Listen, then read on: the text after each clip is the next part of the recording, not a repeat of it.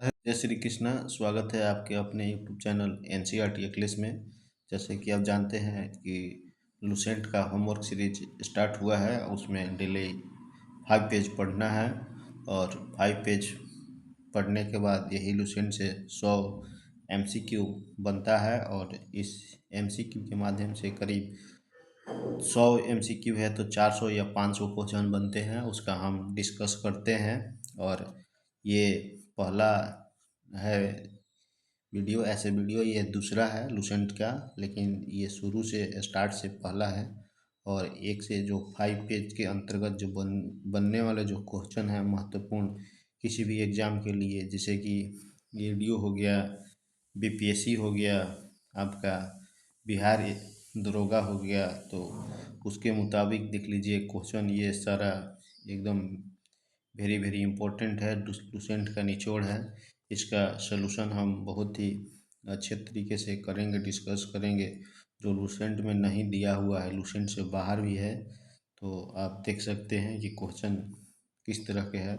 आपको 100 क्वेश्चन है तो 100 क्वेश्चन में करीब 400 क्वेश्चन बनेंगे। और 5 पेज जो है लुसेंट का डेली आप पढ़िए और मेरे साथ 100 क्वेश्चन का प्रैक्टिस कीजिए, डिस्कस कीजिए। और अच्छे लगेगा मेरे चैनल को सब्सक्राइब कीजिए, शेयर थोड़ा सा कीजिए। आपका सहयोग मेरे लिए बहुत ही ज़रूरी है। और हम अभी नए नए हैं यूट्यूब पर। ऐसे तो ऑफलाइन हम बहुत पढ़ा चुके हैं, लेकिन अपना स्टार्ट किए हैं। यही नहीं, लुसेंट साइंस का भी 100 क्वेश्चन हम कराएंगे डेली। और एसपीडी करंट अफेयर का भी रोज़ाना 4 पेज से जो है वीडियो डाले हुए हैं, आप देखिएगा उस वीडियो को। अगर अच्छा लगता है तो उसको कमेंट में लिखिए कि आपको अच्छा लग रहा है। इस तरह से वीडियो हम बनाएं ताकि मेरा मनोबल बढ़े और हम डेली वीडियो बना सकें, आपसे आप लोगों से डिस्कस कर सकें। चलिए तब स्टार्ट करते हैं क्वेश्चन नंबर 1 से स्टार्ट करते हैं। जैसे कि आप देख रहे हैं कि क्वेश्चन नंबर 1 कह रहा है यहाँ कि बोगाज को यानी कि एशिया माइनर के 1400 ईसा पूर्व के अभिलेख है जो है, कह रहा है कि इसका ऐतिहासिक महत्व क्या है। तो यहाँ आप देख लीजिए। अब इसका ऐतिहासिक महत्व यह है कि इसमें सर्वप्रथम सती प्रथा का उल्लेख नहीं। सती प्रथा का उल्लेख तो भानुगुप्त के एरण अभिलेख से मिलता है। ठीक, तो वो गलत हो जाएगा पहला। ये ध्यान से सुनना है जो हम कहते हैं। ये फिर कह रहा है कि क्वेश्चन नंबर बी बी कह रहा है यहाँ से वैदिक देवताओं मित्र, वरुण, इंद्र और नासत्य के नाम प्राप्त होते हैं। हाँ, तो ये सही हो जाएगा आपका। और इसमें नासत्य को अश्विनी कुमार कहा जाता है। नासत्य को क्या कहा जाता है? तो अश्विनी कुमार के नाम से भी जानते हैं। फिर तीसरा कह रहा है क्वेश्चन, ऑप्शन सारा देखते हैं कि ये भारत में भागवत धर्म के विकसित होने का प्रमाण नहीं। भागवत के धर्म के विकसित होने का बेशनगर अभिलेख से मिलता है। चलिए, तो गलत हो जाएगा, ये भी गलत है आपका। इसमें रेशम बुनकरों की श्रेणी की जानकारी प्राप्त होती है। नहीं, रेशम बुनकरों की श्रेणी की जानकारी दूसरा अभिलेख से प्राप्त होता है। चलिए आइए आगे बढ़ते हैं। क्वेश्चन नंबर 2 देखिए, कह रहा है गरुड़ स्तंभ लेख जिससे मध्य भारत में भागवत धर्म विकसित होने का प्रमाण मिलता है, अभी देखिए आइए गया किस स्थान पर है। तो ये जो है बेशनगर यानी विदिशा मध्य प्रदेश में है। और विदिशा ये मध्य प्रदेश में है। देखिए, जो तक्षशिला के इंडो ग्रीक शासक था अंतलिखित के राजदूत हेलियोडोरस था। कौन था? हेलियोडोरस, जो शुंग वंश के राजा भागभद्र के दरबार में आया था। ध्यान से देखिए, सुनना है, सुनने से आपको बहुत सारा फैक्ट याद होगा न। तो हम क्या बोले कि तक्षशिला के पर शासन करता था इंडो ग्रीकी राजा, उसका नाम था अंतलिखित। उसका एक राजदूत था, क्या राजदूत के नाम था? तो हेलियोडोरस। किसके दरबार में आया था? तो शुंग वंश के शासक भागभद्र के दरबार में आया था। और उसने विदिशा में बेशनगर में अपना गरुड़ स्तंभ लेख स्थापित कराया था। और इसका अन्य नाम क्या है आपका? आपको बताना है कमेंट करके। देखिए अब हाथी गुफा अभिलेख जो है, हाथी गुफा अभिलेख राजा खारवेल का है। हाथी गुफा अभिलेख किसका है? राजा खारवेल का है। और यह तिथि रहित लेख है, तिथि रहित लेख है। मंदसौर कहाँ है? तो मंदसौर मालवा, मालवा नरेश यशोवर्मन का है ये अभिलेख। ठीक, एरण अभिलेख या एरण सागर जो कह रहा है उसमें तो भानुगुप्त का है। इसमें हम बताते हैं कि पहले बार सती होने का प्रमाण प्राप्त होता है, तो हम देख लिए। इसी तरह से बार बार सभी चीज़ के बारे में जिक्र करेंगे तो आपको याद होगा, आपके माइंड में सेट होगा। एक बार नहीं 4 बार एक ही चीज़ को पढ़ने से आपका रिवीजन भी, बहुत रिवीजन इम्पोर्टेंट है। चलिए देखिए आगे देखते हैं क्वेश्चन नंबर 3। तो थोड़ा सा लॉन्ग वीडियो बन जाता है, टाइम टेकन थोड़ा सा अच्छे से हो पाता है। तो आप लोग वीडियो को पूरा अंत तक देखें और सुने आराम से, क्या हम कहना चाहते हैं, क्या दिया हुआ है, लूसेंट की बातें बताना चाहते हैं आपको। और मेन पॉइंट है जैसे कि देखिए क्वेश्चन, किस अभिलेख में सर्वप्रथम भारतवर्ष शब्द का जिक्र किया गया है? भारतवर्ष शब्द का जिक्र किस अभिलेख में किया गया? तो हाथी गुफा अभिलेख में किया गया है। हाथी गुफा अभिलेख किसका है? तो राजा खारवेल का है और ये उड़ीसा में है। और तिथि रहित अभिलेख है। कैसा है? तिथि रहित अभिलेख है। अब देखिए एक और क्वेश्चन दिया है यहाँ, जूनागढ़ अभिलेख। जूनागढ़ अभिलेख जो है रुद्रदामन प्रथम का है, ये रुद्रदामन प्रथम का है। और जूनागढ़ और गिरनार अभिलेख बोलेगा तो ये हो जाएगा स्कंदगुप्त का। जूनागढ़ और गिरनार स्कंदगुप्त का है। नासिक अभिलेख से हमको क्या प्राप्त होता है?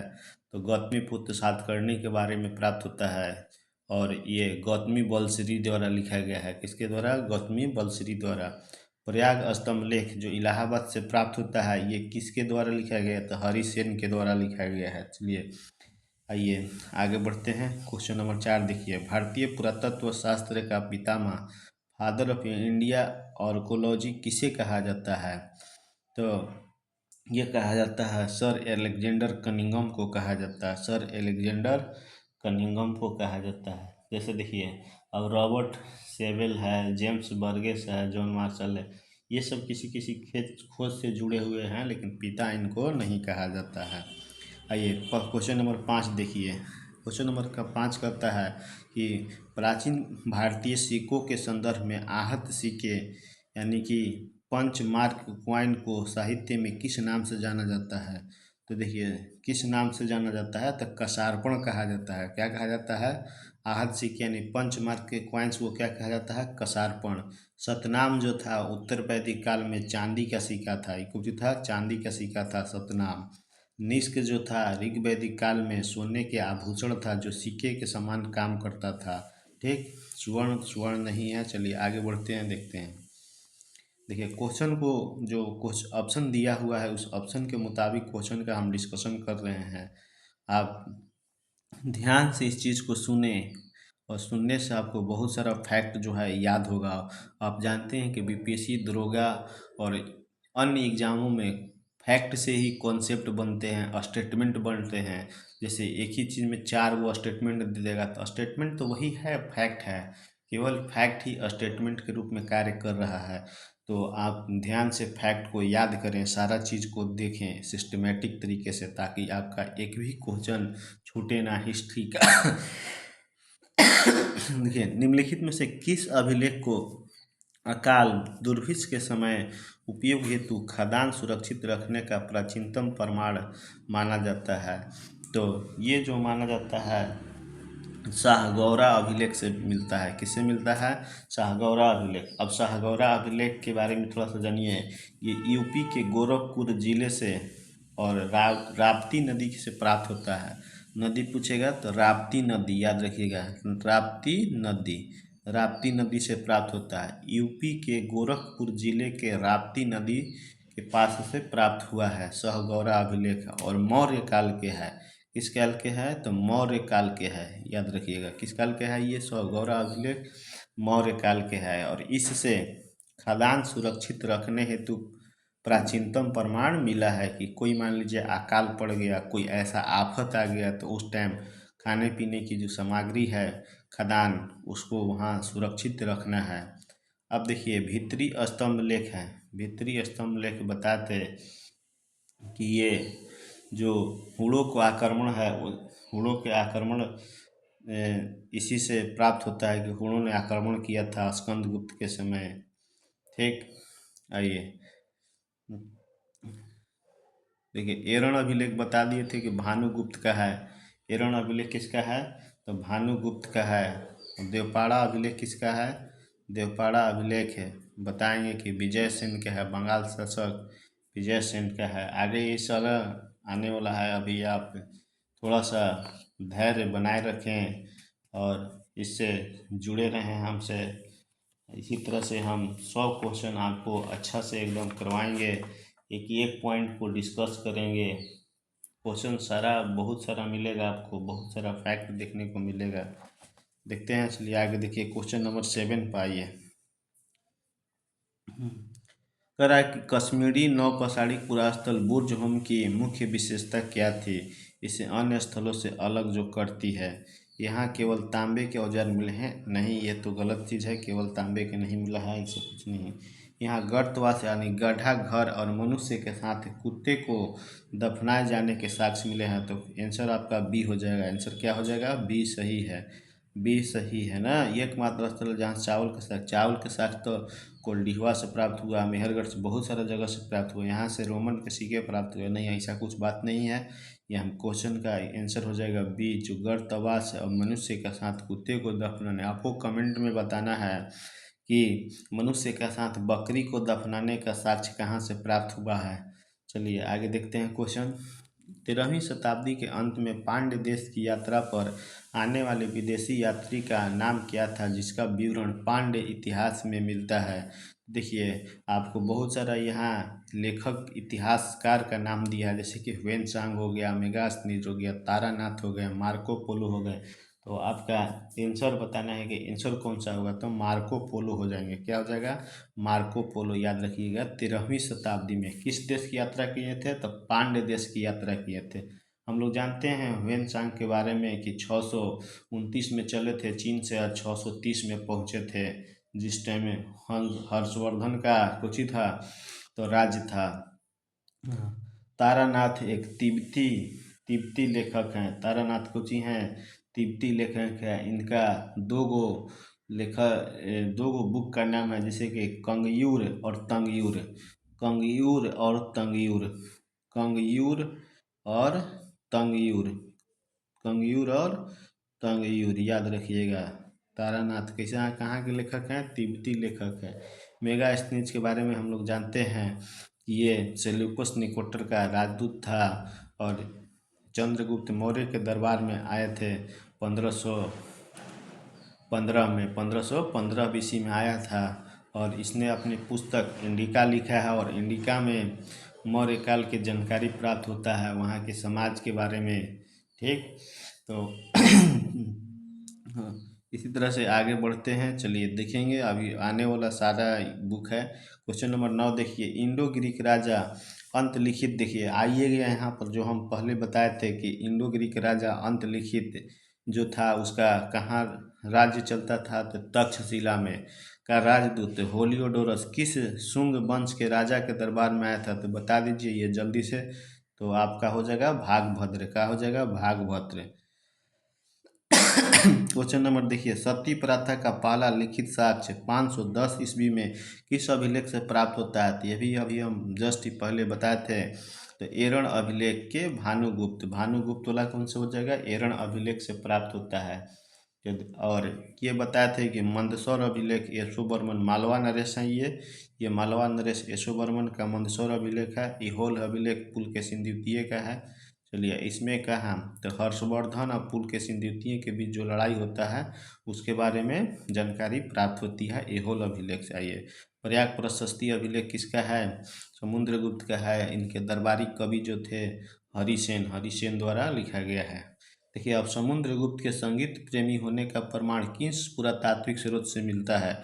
प्रयाग स्तंभ अभिलेख से उसके गीतों के वर्णन से, उसकी बीड़ा बजाती हुई मुद्रा वाले सिक्के से, तो उसकी बीड़ा बजाती हुई मुद्रा वाले सिक्के से, देखिए गड़बड़ाना नहीं है यहाँ, गलती करने की चांस हो जाता है कि प्रयाग स्तंभ लेख तो कोई मार देता है फट से, तो नहीं, ध्यान से पढ़िएगा तो वहाँ दिया हुआ है लूसेंट में कि उनकी बीड़ा बजाती हुई मुद्रा वाले सिक्कों से हमें समुद्र गिप्त के संगीत प्रेमी होने के प्रमाण मिलते हैं। आइए, कालिदास के सहित नहीं, नासिक अभिलेख तो गौतमी बलश्री द्वारा लिखा गया, जो गौतमी पुत्र सातकर्णी के बारे में बताता है। ठीक, तो आंसर हो जाएगा कुछ बी। ध्यान दीजिएगा। क्वेश्चन नंबर 12 देखते हैं। 100 क्वेश्चन है, हम 12 क्वेश्चन पर पहुंच चुके हैं। देखिए आगे क्वेश्चन देख लीजिए थोड़ा सा। कह रहा, तिब्बती लेखक तारानाथ ने किन ग्रंथों की रचना किए थे, किन ग्रंथों की रचना किए थे जिनसे भारतीय इतिहास की जानकारी मिलती है। तो देखिए, इंडिया और सी यू की तो उनका है, सी यू की तो ह्वेन-त्सांग के हैं। दीपवंश, महावंश, ये तो हमको लगता है कि बौद्ध धर्म से संबंधित है। राजतरंगिणी के तो लेखक कल्हण हैं। महावंश ये सब तो कंगियूर और तंगियूर अभी कुछ देर पहले बताए थे कि जो तारानाथ हैं तिब्बती लेखक हैं, उन्होंने कंगियूर और तंगियूर नामक ग्रंथ की रचना किए हैं जिससे भारतीय इतिहास की जानकारी मिलती है। याद कीजिएगा। क्वेश्चन नंबर 13 देखिए कि रेशम बुनकर की श्रेणियों की जानकारी निम्नलिखित में से किस अभिलेख से प्राप्त होती है। देखिए क्वेश्चन नंबर 13 आ गया, तो मंदसौर अभिलेख किसका है, तो मालवा नरेश यशो बर्मन का है। यहाँ लिख सकते हैं आप कि मालवा नरेश यशो बर्मन का है मंदसौर अभिलेख, मालवा नरेश यशो बर्मन का है। ठीक, और भीतरी स्तंभ लेख कानपुर से प्राप्त होता है, हुरों के आक्रमण के बारे में प्राप्त होता है इससे। और ये कहाँ है, तो आपको स्कंदगुप्त का है। नासिक अभिलेख गौतमी बलश्री द्वारा लिखा गया है, इसमें गौतमी पुत्र सातकर्णी के बारे में जानकारी प्राप्त होता है। जूनागढ़ अभिलेख बताए थे कि एगो जूनागढ़ अभिलेख जो है और एक गिरनार अभिलेख है। जूनागढ़ और गिरनार बोलेगा तो आपका स्कंदगुप्त का हो जाएगा, और अगर केवल जूनागढ़ बोलेगा तो रुद्रदामन प्रथम का हो जाएगा, आगे बढ़ते हैं। क्वेश्चन नंबर 14 देखिए जो क्वेश्चन दिया है उसका अच्छे से डिस्कशन हम कराने का प्रयास आपको कर रहे हैं। और देखिए क्वेश्चन नंबर 14 देखिए, इतिहास विभाजन के संदर्भ में आदि इतिहास काल यानी प्रोटो हिस्ट्री, देखिए प्री हिस्ट्री, प्रोटो हिस्ट्री और एक हिस्ट्री होता है। तो यानी कि प्राग ऐतिहासिक काल, आदि ऐतिहासिक काल और ऐतिहासिक काल होता है। तो कह रहा है यहाँ कि आदि ऐतिहासिक काल किसे कहते हैं, जिस काल का कोई लिखित विवरण नहीं है उसे तो प्राग ऐतिहासिक काल कहते हैं। क्या कहते हैं, प्राग ऐतिहासिक काल। तो ये नहीं होगा जिस काल में लेखन कला के प्रचलन के बाद भी लेख पढ़े नहीं जा सके हैं, यही तो है। इसे सिंधु घाटी सभ्यता भी माना जाता है। ठीक, जिस काल का विवरण स्पष्ट लिखित रूप में उपलब्ध है और पढ़ा जा चुका है, इसे तो ऐतिहासिक काल कहते हैं। पाषाण काल से पूर्व का समय नहीं है, ऐसा कुछ बात नहीं है। ये पाषाण काल के बाद का समय यहाँ हो जाएगा, तो ये भी गलत हो जाएगा, ये भी गलत हो जाएगा। आपका सही आंसर बी हो जाएगा। तो इससे पता चला कि ऐतिहासिक काल किसे कहते हैं, प्राग ऐतिहासिक काल किसे कहते हैं। ठीक, तो आगे बढ़ते हैं। क्वेश्चन नंबर 15 देखिए, मध्य पाषाण काल के औजारों को माइक्रोलिथ क्यों कहा जाता है, क्योंकि वह बहुत बड़े होते थे, नहीं वो बहुत छोटे होते थे, क्योंकि वे लोहे के बने होते थे। अरे लोहा के तो उन लोगों को ज्ञान भी नहीं था। आइए, क्योंकि वे आमतौर पर बहुत छोटे होते थे, तो केवल आमतौर पर बहुत छोटे होते थे ना, केवल आमतौर पर कौन होते थे, बहुत छोटे होते थे। तो क्वेश्चन का आंसर हो जाएगा सी। देखिए क्योंकि उनका उपयोग केवल खेती के लिए होता था, नहीं शिकार करने के लिए भी होता था, इसलिए सारे ऑप्शन गलत है और सी नंबर आपका 15 का सही हो जाएगा। देखिए क्वेश्चन नंबर देखिए आगे कह रहा है कि अभिलेखों के संदर्भ में बताना है, अभिलेखों के बारे में बताना है आपको। और थोड़ा सा हम जूम कर लेते हैं। देखिए यहाँ कह रहा है कि अभिलेख का अध्ययन पूरा लेख शास्त्र यानी इपिग्राफी, आप याद रखिएगा, कुछ कहते हैं एपिग्राफी कहलाता है, तो सही है। फिर कह रहा है भारत में सबसे पुराने अभिलेख हड़प्पा संस्कृति के मोहरों पर मिलते हैं, हड़प्पा संस्कृति के मोहरों पर मिलते हैं जो अभी तक पढ़े नहीं जा सकते हैं, ये भी सही हो गया आपका। तो हाँ, आप लुसेंट में पढ़िएगा तो वहाँ दिया हुआ है, तो दोनों स्टेटमेंट सही है। कह रहा अभिलेखों में संस्कृत भाषा का प्रयोग ईसा पूर्व के 3री सदी से ही व्यापक रूप से होने लगा। नहीं, व्यापक रूप से तो 4वीं 5वीं, व्यापक रूप से कब? 3री यहाँ नहीं होगा, व्यापक रूप से 3री नहीं होगा, 3री नहीं होगा, 4वीं और 5वीं हो जाएगा। लेकिन शुरुआत 2री शताब्दी से हुआ था और व्यापक रूप पूछेगा तो 4वीं 5वीं सदी हो जाएगा।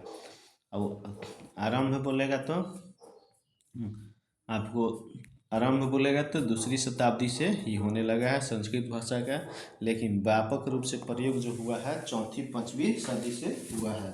चलिए क्वेश्चन नंबर, तो इसका आंसर हो जाएगा 1 और 2 दोनों सही है। ये भी क्वेश्चन याद रखिएगा। स्टेटमेंट नंबर 2 कि भारत में सबसे पुराने अभिलेख हड़प्पा संस्कृति के मोहरों पर मिलते हैं। कहाँ मिलते हैं? हड़प्पा संस्कृति के मोहरों पर, जो अभी तक पढ़े नहीं गए हैं। क्वेश्चन आगे बढ़ते हैं। क्वेश्चन नंबर 17 देखिए। क्वेश्चन नंबर 17 देखिए, कह रहा है यहाँ कि पूरा पाषाण काल के संबंध में बताना है। अब मानव इतिहास की लगभग 99% कहानी इसी काल के दौरान घटित हुई है। तो आप लुसेंट में पढ़िएगा तो सेम दिया हुआ है, तो ये आपका सही हो जाएगा।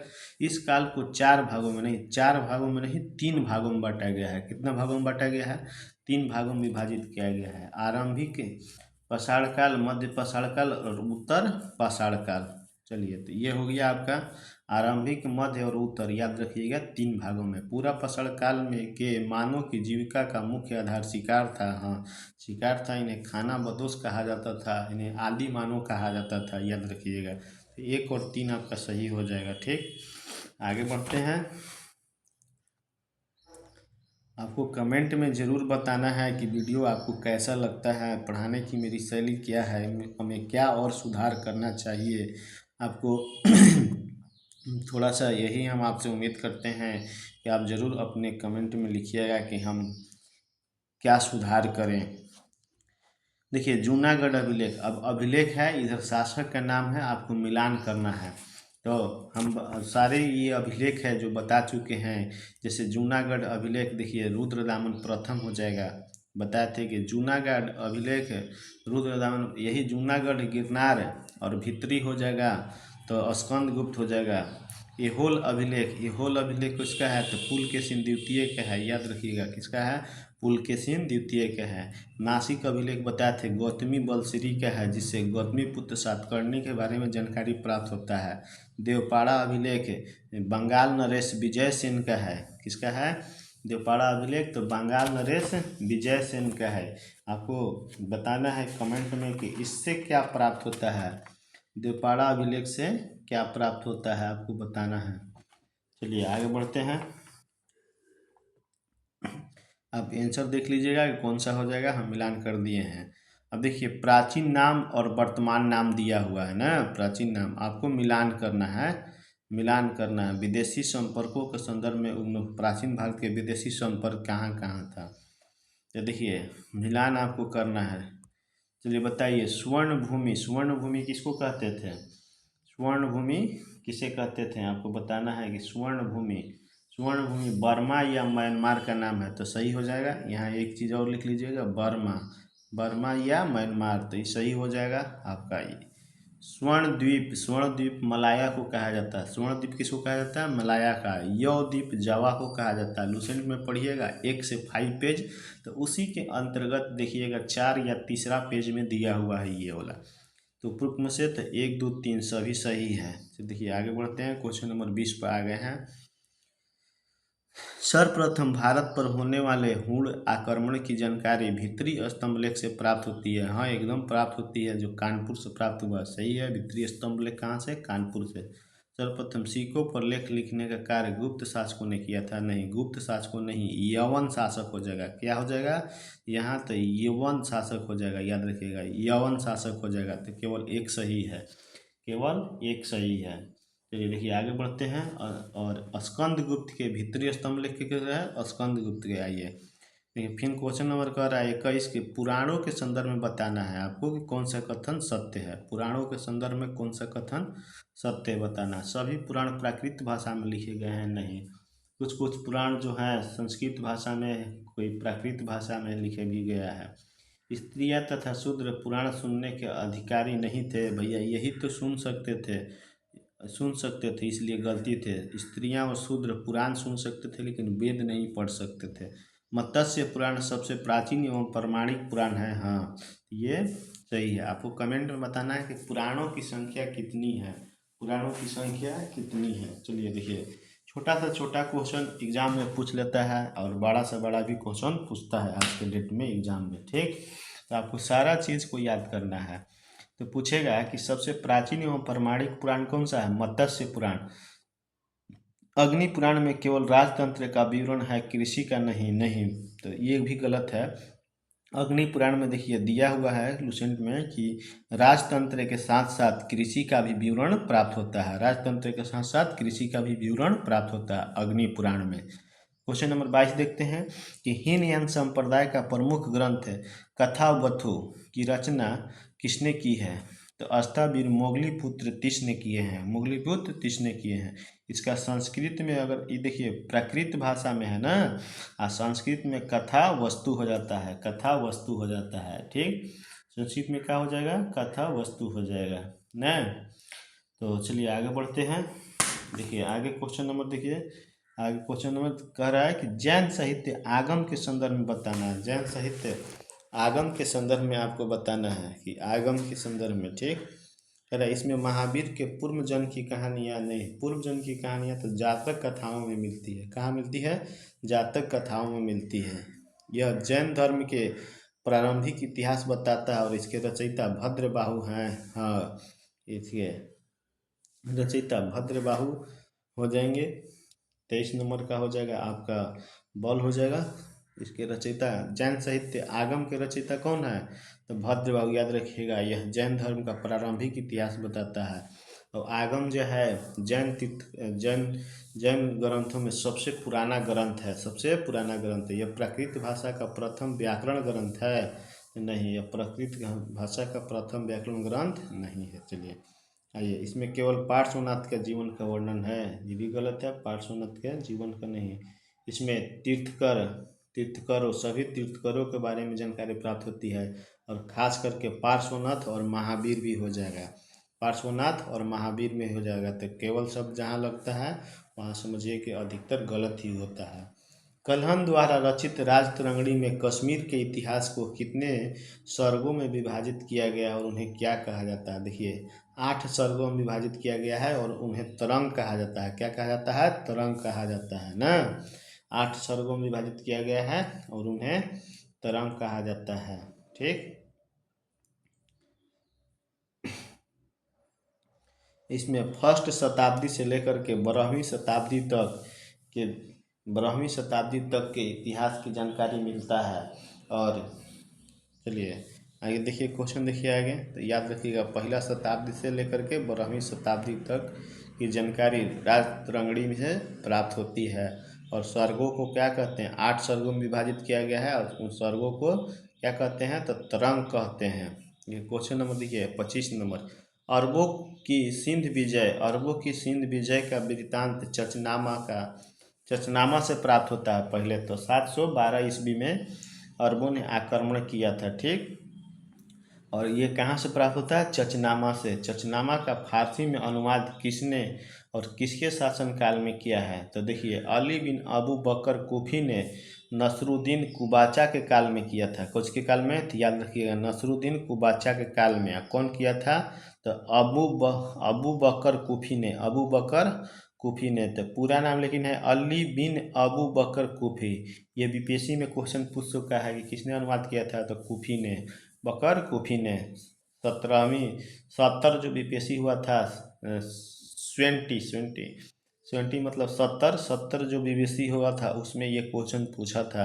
तो देखिए लुसेंट से हमेशा क्वेश्चन बीपीएससी में पूछता है। इस बार भी क्वेश्चन पूछने के बहुत ही चांस है। आपका जुलाई में ही बीपीएससी का एग्ज़ाम है, ईआरडीओ का अप्रैल में है, आपका बिहार दरोगा का मेंस का एग्ज़ाम होगा, अभी सीजीएल 4 का एग्ज़ाम होगा, बिहार एसएससी का एग्ज़ाम है, बहुत सारा जो एग्ज़ाम है। आने वाला समय में बिहार पुलिस का एग्ज़ाम होगा। तो आगामी परीक्षाओं को देखते हुए आप 5-5 पेज लुसेंट पढ़ सकते हैं हमारे साथ और 100 क्वेश्चन इसी तरह से प्रैक्टिस में कर सकते हैं, सुन सकते हैं, देख सकते हैं। चलिए देखिए, मिर्जा कालिच बेग ने अकबर के काल में, नहीं सब गलत है, सब चीज़ गलत। अलबरूनी ने महमूद गजनवी काल में, नहीं अलबरूनी महमूद गजनवी के काल में नहीं आया था। नहीं, तो वो सब नहीं किया है, वो तो आया है गजनवी काल में, सही है, लेकिन किया है अनुवाद यही। चलिए ठीक है, क्वेश्चन नंबर 26 देखिए, निम्न किस पुस्तक में पहली बार लिपि शब्द का प्रयोग हुआ है। अब बताना है आपको लिपि शब्द का प्रयोग किस पुस्तक में पहली बार हुआ है। तो आपको बताना है किस पुस्तक में हुआ है लिपि शब्द का प्रयोग पहली बार। अर्थशास्त्र में हुआ है, अष्टाध्यायी में हुआ है, महाभाष्य में, इंडिका में हुआ है। तो देखिए अष्टाध्यायी में हुआ है, और अष्टाध्यायी के लेखक कौन है, पाणिनि। अष्टाध्यायी के लेखक कौन है, पाणिनि, हम लोग जानते हैं। ठीक। इंडिका, इंडिका के लेखक जो है मेगास्थनीज, मेगास्थनीज हम बताए थे। और इसमें मौर्य काल के समाज एवं संस्कृति की जानकारी प्राप्त होती है, मौर्य काल के समाज एवं संस्कृति की जानकारी प्राप्त होती है। अर्थशास्त्र के लेखक कौटिल्य या विष्णुगुप्त है, कौटिल्य या विष्णुगुप्त है। इससे मौर्य काल की जानकारी प्राप्त होता है। इसे 15 अधिकरण, 15 अधिकरण और 180 प्रकरण में, 15 अधिकरण और 180 प्रकरण में बांटा गया है, याद रखिएगा। ठीक। और इसके अनुवादक श्याम शास्त्री जी हैं, श्याम शास्त्री जी हैं अर्थशास्त्र के। अब महाभाष्य के बारे में आपको बताना है। देखिए यूनानी राजदूत, क्वेश्चन नंबर 17 देखते हैं आगे। तो सोल्यूशन आपको ध्यान से सुनना है, तभी आपको समझ में आएगा। कह रहा है कि यूनानी राजदूत डायमेकस, डायमेकस हो गया यूनानी राजदूत, किसके दरबार में आया था। देखिए यूनानी राजदूत जो आया था दरबार में, बिंदुसार के दरबार में आया था। ठीक। ये कहाँ के था, तो सीरिया नरेश एंटियोकस का राजदूत था, सीरिया नरेश एंटियोकस का राजदूत था डायमेकस। ठीक। ये सीरिया नरेश, किसके नरेश, कौन सा, तो सीरिया, याद रखिएगा। Syria Naresh Antiochus, Antiochus, Antiochus का राजदूत था, याद रखिएगा। और बिंदुसार के दरबार में आया था। अब बिंदुसार ने इससे 3 चीज़ मांगा था, सूखा अंजीर मांगे थे, एक दार्शनिक मांगे थे, और शराब मांगे थे। तो उन्होंने 2 चीज़ दे दिया था, सूखा अंजीर दे दिया, शराब दे दिया, लेकिन दार्शनिक नहीं दिया। अशोक के दरबार में आने वाले मिस्र नरेश टॉलमी फिलाडेल्फस का राजदूत कौन था, तो डायनोसियस था। कौन था, डायनोसियस था, याद रखिएगा कौन था। तो याद रखिएगा Philadelphus, Philadelphus, Ptolemy, Ptolemy Philadelphus का राजदूत कौन था, डायनोसियस। टॉलमी फिलाडेल्फस कहाँ का राजा था, मिस्र का। तो मिस्र का पूछेगा तो डायनोसियस, सीरिया का पूछेगा तो डायमेकस, याद रखिएगा। अब अरिस्टोबुलस हो गया, निरियाकस हो गया ना, अरिस्टोबुलस हो गया, निरियाकस हो गया, और आनेसी क्रिस्टस हो गया। 3 गो आनेसी क्रिस्टस, याद रखिएगा। तीनों किसके थे, तो सिकंदर के साथ आने वाले ये इतिहासकार थे, सिकंदर के साथ आने वाले इतिहासकार थे। मेगास्थनीज तो सेलुकस निकेटर का राजदूत था, जो मौर्य चंद्रगुप्त मौर्य के दरबार में भारत आया था। अब देखिए नेचुरल हिस्ट्री नामक पुस्तक जिसमें भारतीय पशुओं और खनिजों का विवरण है के लेखक कौन है। आपको क्वेश्चन नंबर 29 देख लीजिए। तो ये कौन हो जाएंगे, तो पिलनी हो जाएंगे, पिलनी, पिलनी का है book natural history, natural history किसका है, पिलनी का है। इसमें क्या प्राप्त होता है, तो पशु और खनिजों का विवरण के साथ साथ पेड़ पौधों की भी जानकारी प्राप्त होती है, याद रखिएगा। पेड़ पौधों की भी जानकारी प्राप्त होती है, पेड़ पौधों की भी जानकारी प्राप्त होती है। टॉलमी ने क्या लिखा है, तो टॉलमी ने भारत का भूगोल लिखा है, टॉलमी ने भारत का भूगोल लिखा है। अब देखिए हेरोडोटस को इतिहास का पिता कहा जाता है, और इन्होंने हिस्टोरिया नामक पुस्तक लिखा है। चलिए आगे बढ़ते हैं, देखते हैं। चीनी यात्री फाहियान के विवरण के संबंध में कौन सा कथन सही है, बताना है आपको कि कौन सा कथन सही है। यह हर्षवर्धन के शासनकाल में आया था चीनी यात्री फाहियान। तो फाहियान आए थे 399 से 1414, अब करीब करीब 399 से 414 लगभग 14 वर्ष से 15 वर्ष तक भारत में रहे थे, जिसमें 5 वर्षों तक 5 वर्षों नहीं, सॉरी, देखिए करा एक हर्षवर्धन के काल में, तो हर्षवर्धन के काल में तो आए थे ह्वेनसांग, ह्वेनसांग आए थे 630 में। ठीक। ये गलत हो जाएगा। उसने बिहार की जनता को सुखी एवं समृद्ध बताया है, तो बिहार की जनता को सुखी और समृद्ध नहीं, उन्होंने मध्य प्रदेश की जनता को सुखी एवं समृद्ध बताया है। अब भारत में केवल 5 वर्षों तक नहीं, करीब 14 वर्ष तक रहे थे। लुसेंट में 14 दिया, इसे 15 वर्ष भी कहीं कहीं लेता है, याद रखिएगा।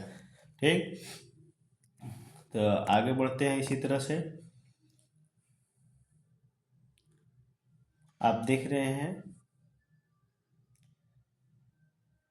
और इनकी पुस्तक का नाम है फो कु कुओ की, फू को यू की। देखिए, फू फो कु ओ की, याद रखिएगा, फू ओ की, फू ओ की, याद रखिएगा। देखिए, ह्वेनसांग जब नालंदा, क्वेश्चन देखिए, क्वेश्चन आगे देखते हैं जल्दी जल्दी, अब थोड़ा सा स्पीड बढ़ाते हैं। कह रहा है, ह्वेनसांग जब नालंदा विश्वविद्यालय में अध्ययन कर रहा था तो उस समय वहाँ के कुलपति कौन थे? तो कुलपति कौन हो गए? आचार्य शीलभद्र हो गए, आचार्य शीलभद्र हो गए। ये देखिए 1300 कब आया था? ये ह्वेनसांग कब आए थे? ह्वेनसांग कब आए थे? हर्षवर्धन के काल में आए थे, हर्षवर्धन के काल में आया था। 138 देशों की यात्रा किए थे, इसलिए यात्रियों का राजकुमार इन्हें कहा जाता है। ये बुध, गौतम बुध, बुध बुध हो गए, सूर्य हो गया, सूर्य हो गया, और शिव हो गए। इन तीनों के मूर्ति की पूजा किए थे, प्रतिमा की पूजा किए थे तीनों के। देख लीजिए, बुध सूर्य शिव, बुध शिव सूर्य, बुध सूर्य शिव, तीनों के प्रतिमा के पूजा किए थे ना, तीनों के प्रतिमा के पूजा किए थे। ठीक, और 630 में आया था, 645 में लौटे थे। 630 में यहाँ आए थे, 629 में चले थे, 30 में पहुँचे थे, 645 में लौटे थे। चलिए आइए, और 5 वर्षों तक, करीब 5 वर्षों तक नालंदा विश्वविद्यालय में अध्ययन किए थे। कितना वर्षों तक? 5 वर्षों तक, और वहाँ पढ़ाए भी थे, टीचर भी बन गए थे वहाँ। तो आचार्य शीलभद्र हो जाएंगे। ठीक, कितना वर्षों तक? 5 वर्ष, ये भी याद रखिएगा। ह्वेनसांग के अनुसार सिंध का राजा किस वर्ण का था? तो शूद्र वर्ण का था। किस वर्ण का था? शूद्र वर्ण का था। तो इसे देखिए, फैक्ट है, फैक्ट में कुछ करना नहीं है आपको, बस ऐसे ही है। अलबरूनी की पुस्तक किताब उल हिंद, जिसे तहकीक हिंद भी कहा जाता है, किताब उल हिंद या तहकीक तहकीक तहकीक उल हिंद भी कहा जाता है। देखिए, तहकीक उल हिंद भी कहा जाता है, कितने अध्यायों में बांटा गया है? आपको बताना है कि कितने अध्याय में, तो 80 अध्यायों में बटा है। कितने? और इसको कहते हैं हिंदी में भारत की खोज, भारत की खोज। ये अरबी इतिहासकार थे, अरबी इतिहासकार थे, तो यानी अरबी भाषा में लिखल गया है, तो किताब उल हिंद या तहकीक उल हिंद ना। और मोहम्मद गजनबी के साथ भारत आया था, और भारत की खोज इसको कहते हैं। और 80, याद रखिएगा, 80 अध्यायों में विभाजित है।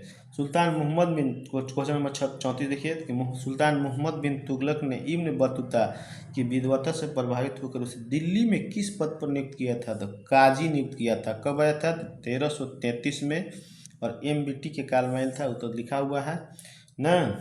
और इनका बुक का नाम है रेहला, याद रखिएगा, रेहला, रेहला, याद रखिएगा, रेहला। ठीक, अब देखिए, वजीर साहित्य कुछ नहीं है, जहाँ जहाँ ज़रूरत है वहाँ वहाँ हम डिस्कशन कर रहे हैं।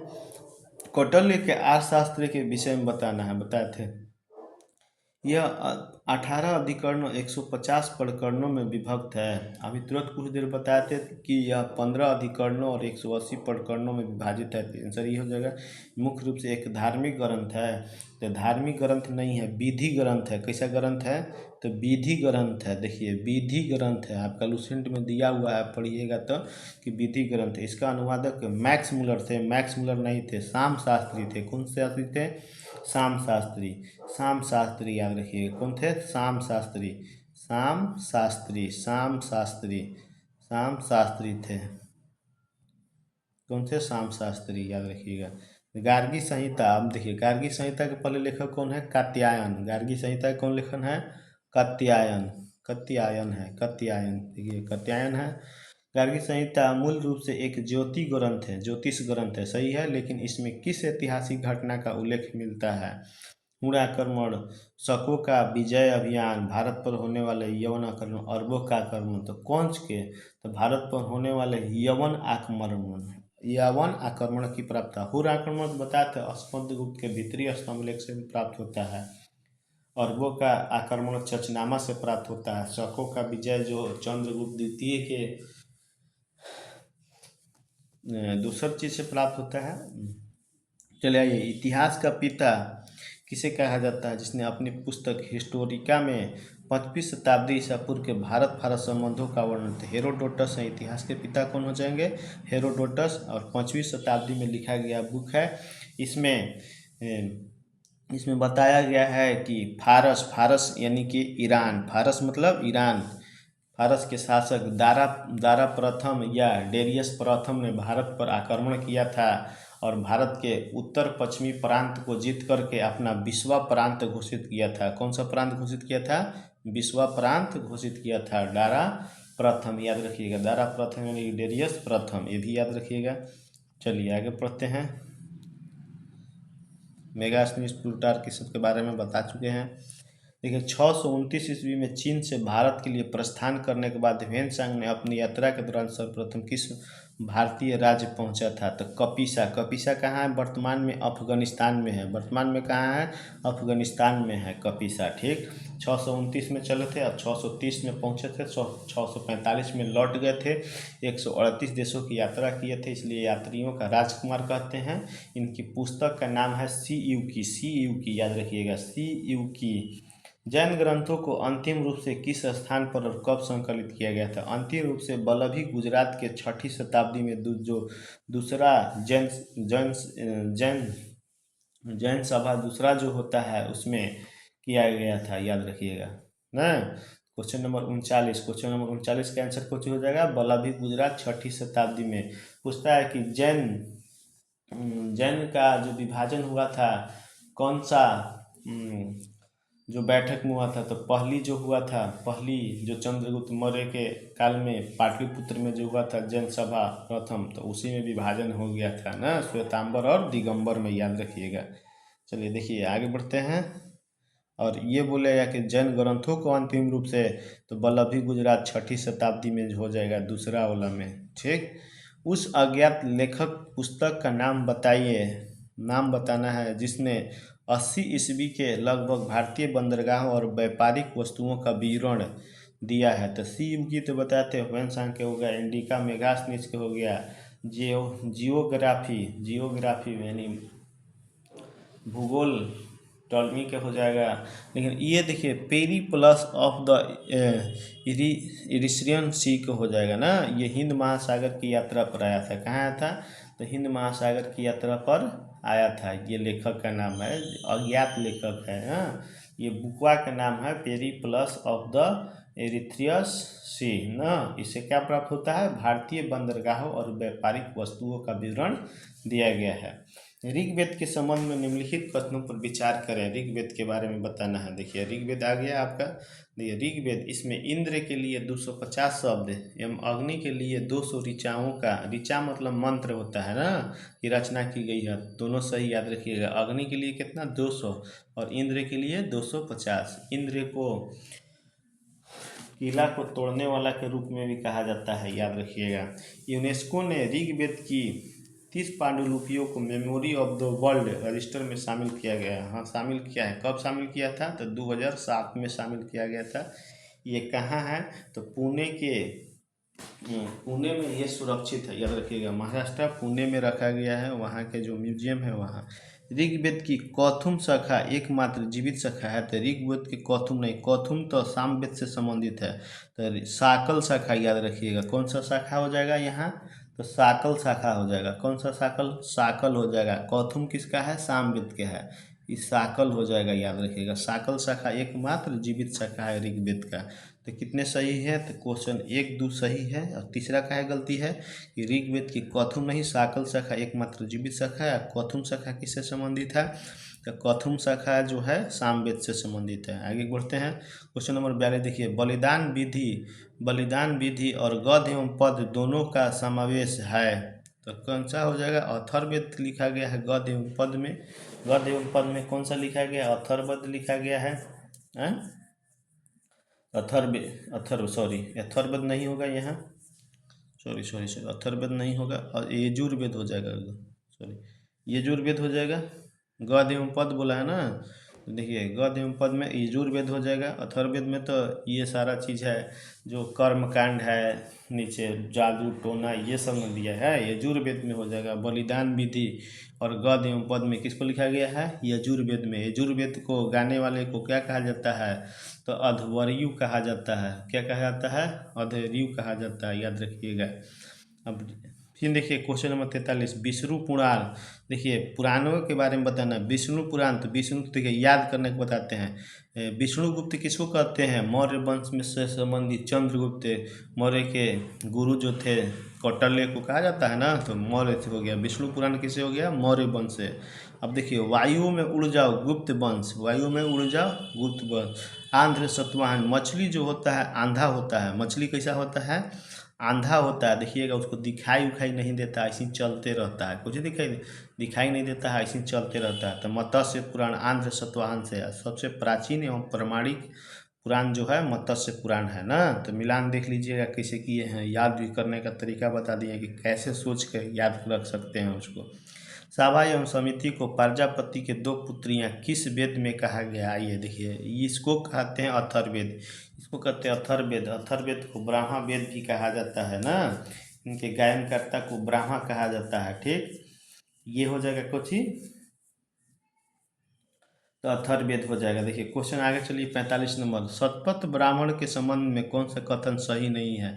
इसमें स्त्री को पुरुष की अर्धांगिनी कहा गया है, ये तो सही है, ये भी सही है। इसमें गंधार, शैल, कैकेय और कुरु राजा सहित 7 राजाओं का मिलता है, मतलब 7 राजा। कुरु राजा, कुरु हो गया, कुरु के बाद पंचाल हो गया, कौशल, विदेह हो गया, ये भी याद रखिएगा। पंचाल हो जाएगा आपका आगे, पंचाल, कौशल, कौशल, विदेह, तो 7 की चर्चा मिलता है ना इसमें। गंधार, शैल, कैकेय, कुरु, पंचाल, कौशल और विदेह की राजाओं का उल्लेख मिलता है। ये भी सही है, ये भी सही है, ये भी सही है। वैदिक साहित्य में ऋग्वेद के बाद इसका स्थान माना जाता है। हाँ ये भी सही है, शतपथ ब्राह्मण का ऋग्वेद के बाद स्थान माना जाता है। देखिए कुछ यह सामवेद का ब्राह्मण ग्रंथ है, तो यही गलत है। सामवेद का ये नहीं है। ये किस वेद का है? तो यजुर्वेद का है। किसका वेद का है? तो यजुर्वेद का है, याद रखिएगा। यह यजुर्वेद का है। किस वेद का है? यजुर्वेद का हो जाएगा। चलिए आगे देखते हैं। निम्नलिखित कथनों पर विचार कीजिए। जपालो उपनिषद में 4 आश्रमों का उल्लेख मिलता है। हाँ सही है, जपालो उपनिषद से 4 आश्रमों का उल्लेख मिलता है। 4 आश्रम कौन कौन सा है? तो देखिए पहला है कि ये ब्रह्मचर्य। ब्रह्मचर्य कब से? तो 25 वर्ष तक, 0 से 25 साल तक ब्रह्मचर्य रहिए। फिर कहता है गृहस्थ। गृहस्थ कब से? 26 से 50, 26 से 50 गृहस्थ। फिर कहता है 51, 51 से 75 क्या कीजिए? 51 से 75 वानप्रस्थ है, वानप्रस्थ। और 76 से 100 कोची है? सन्यासी। 76 से 100 कोची है? सन्यासी बनिए ना। 76 से 100 कोची बनिए? सन्यासी बनिए। चलिए तो 4 गो आश्रमों का बता दिए। जपालो मैत्रेयनी संहिता में स्त्री को पुरुष का तीसरा मुख्य दोष बताया गया है। देखिए जुआ और शराब की भांति ना, जुआ और शराब की भांति मैत्रेयनी संहिता में स्त्री को पुरुष का तीसरा मुख्य दोष बताया गया है। तीसरा मुख्य दोष जुआ हो गया पहला, दूसरा हो गया शराब और तीसरा कौन सी हो गई? स्त्री, स्त्री हो गई। तो ये भी सही है। मनुस्मृति गुप्त काल के नहीं, गुप्त काल के नहीं है। गुप्त काल के तो नारद स्मृति है। गुप्त काल के कौन सा स्मृति है? नारद स्मृति है। तो मनुस्मृति किस काल की है? तो शुंग काल की है, याद रखिएगा। मनुस्मृति किस काल की है? तो शुंग काल की हो जाएगी ना। गुप्त काल की कौन सा हो जाएगी? तो नारद स्मृति हो जाएगा, शुंग काल के है ना। जुआ और शराब की बात ये भी बताइए दिए, तो आपका क्वेश्चन आंसर हो जाएगा। 1 और 2 सही है, तीसरा क्या गलत है? क्योंकि मनु स्मृति गुप्त काल की नहीं है, वह शुंग काल की है। शुंग काल याद रखिएगा, ठीक। और मनुस्मृति किस काल के है? तो आपका शुंग काल की है। नारद स्मृति गुप्त काल की है। चलिए भारतीय संगीत का जनक किस वेद को? तो सामवेद को कहा जाता है। इसमें अब क्या कहना है? सामवेद को कहा जाता है। वैदिक साहित्यों के ब्राह्मण ग्रंथों का सही मिलान मिलान कौन सा है? देखिए अथर्ववेद का गोपथ हो जाएगा। ऋग्वेद का कौन सा है? ऐत्रेय और कौशिकी। ऐत्रेय और कौशिकी। शतपथ है, शतपथ किसका है? शतपथ ब्राह्मण ग्रंथ यजुर्वेद का है। तैत्रीय, तैत्रीय और शतपथ किसका है? यजुर्वेद का है।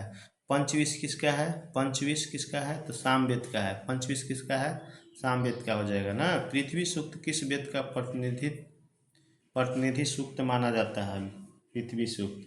तो पृथ्वी सूक्त जो है अथर्ववेद का प्रतिनिधि सूक्त माना जाता है। यह अथर्ववेद के 12वें कांड में है। 12वें कांड में पृथ्वी सूक्त की चर्चा है। इसमें राष्ट्रीय भावना, पृथ्वी सूक्त से क्या प्राप्त होता है? राष्ट्रीय भावना, याद रखिएगा। राष्ट्रीय भावना का उल्लेख मिलता है। राष्ट्रीय भावना का उल्लेख मिलता है।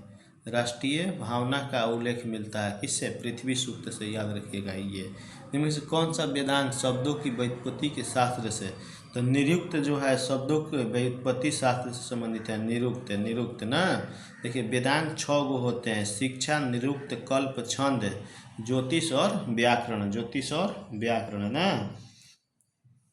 कितना होते हैं? 6 गो, ज्योतिष और व्याकरण। जिसमें शिक्षा शुद्ध उच्चारण से संबंधित है। शिक्षा शुद्ध उच्चारण से ना, शिक्षा किसे? शुद्ध उच्चारण से संबंधित है। निरुक्त शब्दों के व्युत्पत्ति से, निरुक्त शब्दों के व्युत्पत्ति से। कल्प जो है कर्म कांडीय विधि से। कल्प जो है कर्म कांडीय विधि से। आगे देखिए क्वेश्चन 51, अथर्ववेद का संबंध कौन सा कथन सत्य है? 100 क्वेश्चन है, 100 में 51 में आधा मतलब हो गया है, और आधा इसे देखिए भीषक वेद भी कहा जाता है क्योंकि इसमें औषधियों का उल्लेख है। सही है। इसमें कुरु राजाओं का राजा परीक्षित का उल्लेख मिलता है, ये भी सही है। इसकी रचना केवल पद में है। अथर्ववेद, देखिए अथर्ववेद मिश्रित में है। मिश्रित ये है, पद में केवल नहीं है, कुछ कुछ गद्य में भी है इसका भी ना, कुछ कुछ गद्य में भी है। और ये मिश्रित अभिलेख इसको कहा जाता है। आप गूगल पर सर्च मार के देखिएगा तो मिलेगा आपको। तो 1 और 2 सही हो जाएगा, सी नंबर हो जाएगा 51 का। सुलभ सूत्र का संबंध निम्नलिखित में से किस विषय से है?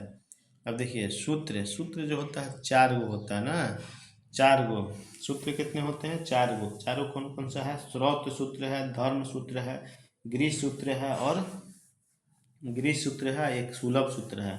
तो सुलभ सूत्र से यज्ञ वेदियों की ज्यामिति प्राप्त होती है। सुलभ सूत्र से क्या होता है? यज्ञ वेदियों की ज्यामिति प्राप्त होता है ना। गृहस्थ धर्म गृह सूत्र से प्राप्त होता है। ये गृह सूत्र से प्राप्त होता है, गृह सूत्र याद रखिएगा, ठीक। धार्मिक आचार किस सूत्र से? तो धर्म सूत्र से प्राप्त होता है। धर्म सूत्र गौतम मुनि का सबसे पुराना सूत्र है ना, धर्म सूत्र से प्राप्त होता है, याद रखिएगा। यज्ञ विधि वाला याद रखिएगा, श्रौत सूत्र में दिया गया है। तो दुइये को याद करना, गृहस्थ गृह सूत्र हो गया, धार्मिक आचार मतलब धर्म सूत्र हो गया। यज्ञ विधि वाला याद रखिएगा श्रौत सूत्र। कौन सा सूत्र? श्रौत सूत्र से प्राप्त होता है, ठीक। और यज्ञ वेदियों की ज्यामिति सुलभ सूत्र मतलब सुलभ। यज्ञ विधियों की ज्यामिति यज्ञ विधि श्रौत सूत्र से। सबसे प्राचीन एवं प्रमाणिक स्मृति ग्रंथ किसे माना जाता है? बताए थे, क्या बताए थे? तो मनु स्मृति को बताए थे ना, कि सबसे प्राचीन एवं प्रमाणिक स्मृति ग्रंथ पूछेगा तो ग्रंथ में, पुराण में पूछेगा तो मत्स्य पुराण हो जाएगा। पुराण में कुछ हो जाएगा, मत्स्य पुराण हो जाएगा। पुराण में कुछ होगा मत देखिए कह रहा सबसे प्राचीन प्रमाणिक मनु स्मृति हो जाएगा। चलिए नारद स्मृति जो है ये किस काल के हैं आपको बताना है। नारद स्मृति किस काल के हैं? नारद स्मृति किस काल के हो जाएगा? तो गुप्त काल के बताए थे। और नारद स्मृति में कितने 18 प्रकरण 228 श्लोक है। और इसमें न्याय संबंधित ग्रंथ है। ये कैसी है? तो न्याय संबंधी ग्रंथ है। नारद स्मृति मतलब न्याय, न से नारद न से न्याय ना, न्याय। आइए चलिए, मनु स्मृति शुंग काल से है। किस काल से है? शुंग काल से है, समझिएगा, ठीक। कर गुप्त युग के विषय में जानकारी प्रदान करने वाली स्मृति ग्रंथ अभी बताए थे। गुप्त काल से कौन हो जाएगा? नारद। गुप्त काल से कौन हो जाएगा? नारद स्मृति। नारद स्मृति के बारे में बता दिए कि 18 प्रकरण है, 228 श्लोक है। इसमें न्याय संबंधी यह ग्रंथ है, यह गुप्त काल से संबंधित है। आगे क्वेश्चन नंबर 55 देखिए। साकल शाखा ऋग्वेद का है, सही है। वाजसेने संहिता शुक्ल यजुर्वेद से, सही है। कौथुम शाखा सामवेद से। शौनक शाखा यजुर्वेद का नहीं हो जाएगा, ये शौनक शाखा किसका है? तो अथर्ववेद का है। अथर्ववेद का है, यह पूर्ण रूप से उपलब्ध है, पूर्ण रूप से उपलब्ध है सोनक से का। ये अथर्ववेद का है, किसका है? अथर्ववेद का है, अथर्ववेद का है, याद रखिए किस वेद का है? अथर्ववेद का। तो आपका आंसर डी हो जाएगा। कहता पुराणों की कुल संख्या 18, पुराणों की संख्या कितना? परंतु राजाओं की वंशावली कितने पुराणों में पाई जाती है? 5। कितने में पाई जाती है? 5 में। मत्स्य वायु विष्णु, मत्स्य वायु विष्णु, मत्स्य वायु विष्णु। यज्ञों के नियमों एवं विधि, अच्छा ये तो हो गया पुराणों की कुल संख्या 5। मत्स्य वायु विष्णु, मत्स्य वायु विष्णु 3 को तो बताए थे। ब्राह्मण और भागवत हो गया।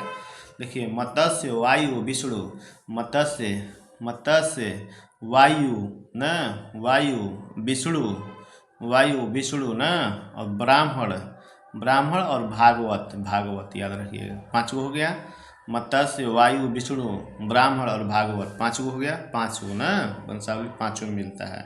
इसे कितना संख्या है? 18। ठीक, तो आगे बढ़ते हैं। तो देखिए यज्ञों के नियमों एवं विधि विधानों का संकलन किस वेद में मिलता है? बलिदान उलिदान भी इसी में मिलता है, यजुर्वेद में मिलता है। गद्य एवं पद में लिखा गया है, ये याद रखिएगा। क्वेश्चन नंबर आगे देखिए कि यज्ञ से जुड़े कर्मकांडों की दार्शनिक और प्रतीकात्मक अभिव्यक्ति किसमें मिलती है? तो अरण्यक में मिलता है। किसमें मिलता है? अरण्यक में मिलता है, भी याद रखिएगा। निम्नलिखित में से किस ग्रंथ में यज्ञ से जुड़े कर्मकांडों की दार्शनिक एवं प्रतीकात्मक अभिव्यक्ति, बोलेगा कर्मकांडों के दार्शनिक एवं प्रतीकात्मक अभिव्यक्ति अरण्यक से मिलता है? किससे मिलता है? अरण्यक से मिलता है ना।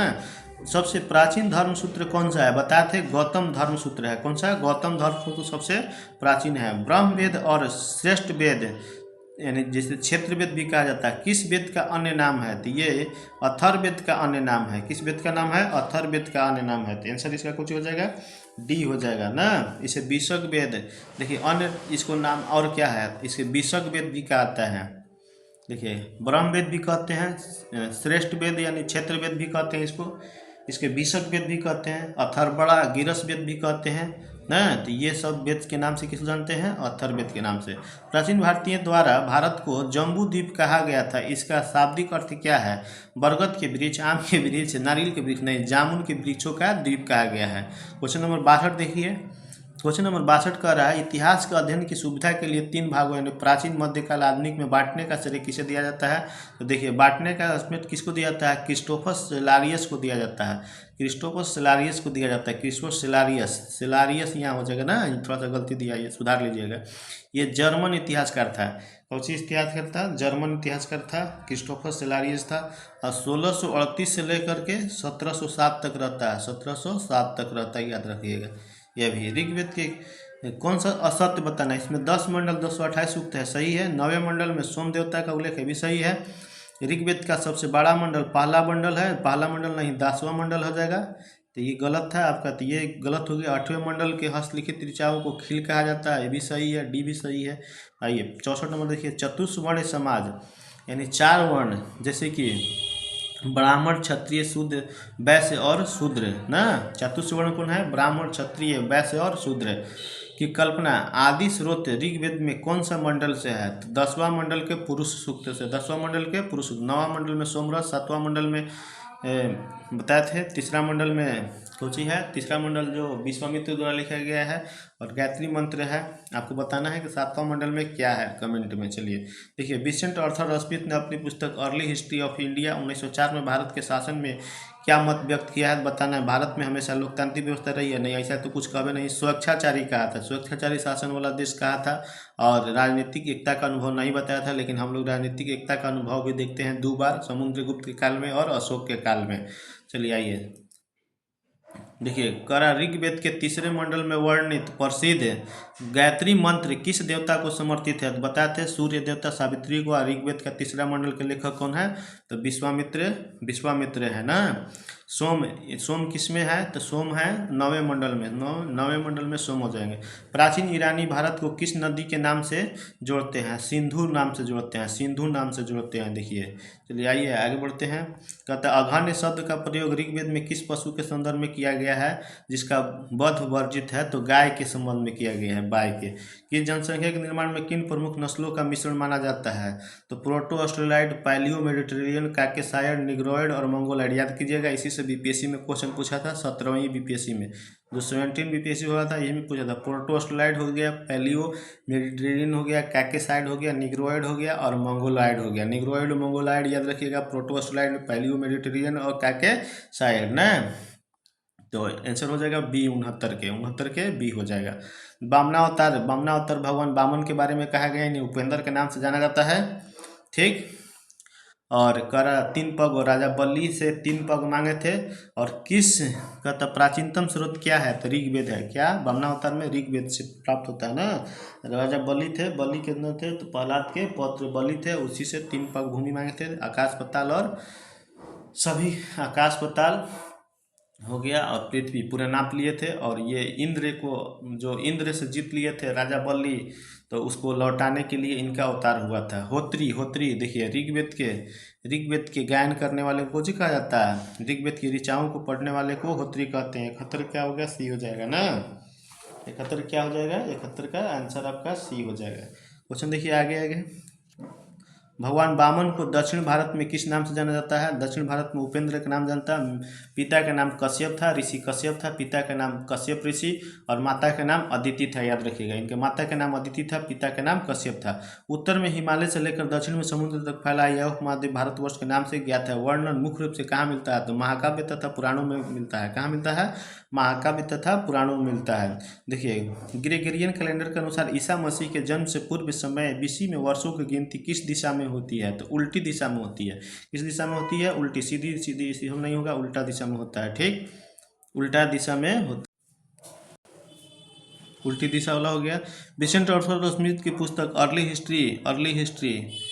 हिस्ट्री ऑफ इंडिया 1904 में। अर्ली हिस्ट्री ऑफ इंडिया कब आया था? 1904 में। 1904 याद रखिएगा। अभी कितना भाग केवल सिकंदर के आक्रमण के लिए समर्पित है? तो 1/3 भाग। कितना भाग? तो 1/3 भाग हो जाएगा, ठीक। 1/3 भाग हो जाएगा। देखिए आगे देखते हैं। प्राचीन काल में महान सम्राट जो चारों दिशाओं में अपना राज्य फैलाते थे, उन्हें क्या करते थे? चक्रवर्तीन कहलाते थे। कौन कहलाते थे? चक्रवर्तीन। और एक हो गया समुद्रगुप्त हो गया, दूसरे हो गए, तो पहले अशोक थे, फिर समुद्रगुप्त ना। समुद्रगुप्त ने उत्तर में 9 राजाओं को जीता था, दक्षिण में 12 राजाओं को। उत्तर में 9 राज्यों को और दक्षिण के 12 राज्यों को जीते थे। ऋग्वेद में किसका उल्लेख नहीं मिलता है? देखिए, ब्रह्मा का, वर्ण व्यवस्था का, नदियों को, ये सब का तो है ना। तो ऋग्वेद में किसका उल्लेख नहीं मिलता है बताना है आपको। तो ऋग्वेद में आत्मा का उल्लेख नहीं मिलता है। आत्मा का उल्लेख नहीं मिलता है। ब्रह्मा का उल्लेख है, वर्ण व्यवस्था का है, नदी के है, लेकिन आत्मा का उल्लेख नहीं है। किसका नहीं है? आत्मा का उल्लेख नहीं है। याद रख लीजिएगा कि ऋग्वेद में आत्मा का उल्लेख नहीं मिलता है। क्वेश्चन नंबर देखिए आगे। क्वेश्चन नंबर 78 करता है, भारतीय इतिहास में राजनीतिक एकता का अनुभव किन 2 शासकों अभी बताए थे, किन 2 शासकों हो जाएगा कि काल में मुख्य रूप से देखा गया है? तो अशोक और समुद्रगुप्त। समुद्रगुप्त ने 9 राज्य उत्तर के और 12 राज्य दक्षिण के जीते थे ना। वेद किसको? वेद मतलब 3 गो, ऋग्वेद, सामवेद, यजुर्वेद। ऋग्वेद, सामवेद, यजुर्वेद। या संहिताओं में कौन सा वेद शामिल नहीं है? तो कौन सा शामिल? अथर्ववेद शामिल नहीं है। आंसर हो गया इसका।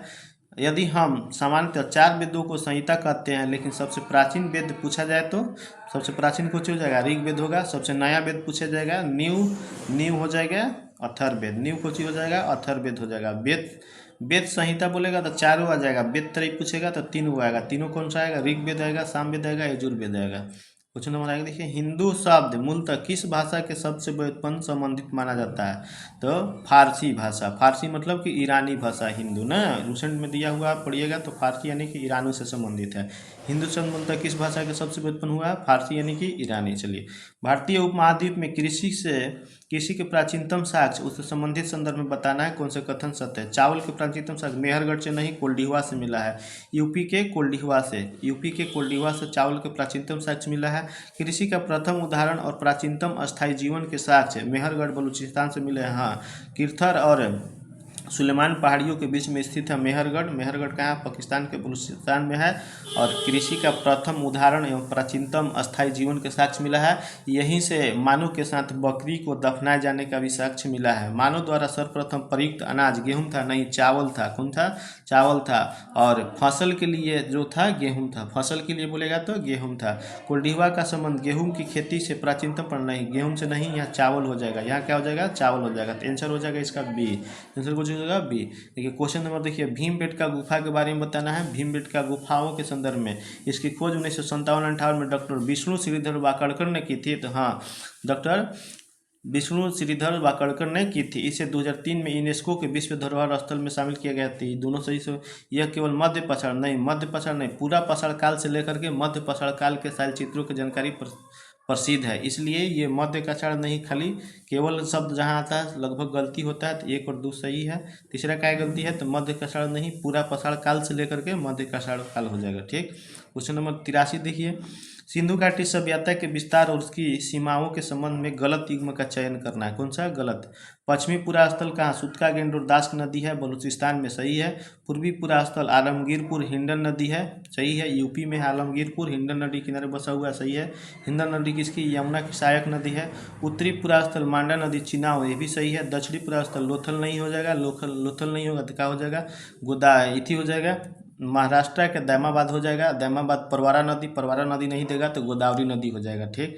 तो आपका आंसर डी हो जाएगा।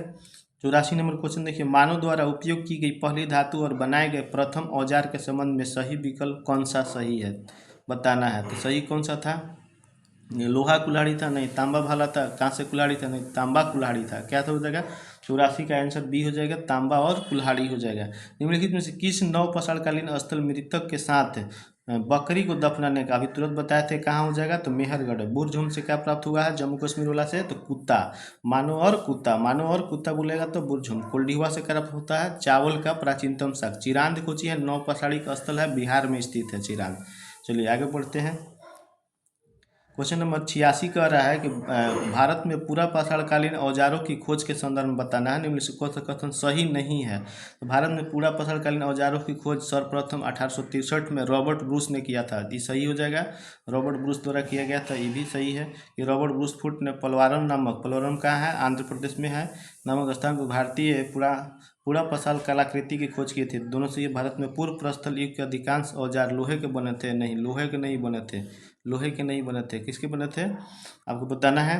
कि भारत में फिर कह रहा है कि मानव अस्थिपंजर मध्य पाषाण काल से प्राप्त होता है। तो ये सही है, ये सही है, ये सही है ना। तो ये लोहे के नहीं बने थे, माइक्रोलिथिक थे। किसके? स्फटिक बने थे। स्फटिक मतलब पत्थर के बने थे। किसके बने थे? पूर्व प्रस्थल युग में पत्थर, यहाँ कर लीजिएगा, कुछ कर लीजिएगा, पत्थर को स्फटिक कहते हैं। ठीक।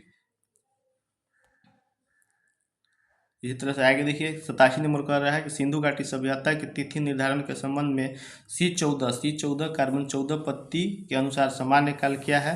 तो सामान्य काल क्या हो जाएगा? 2400 से 1700, 2400 से 1700 हो जाएगा।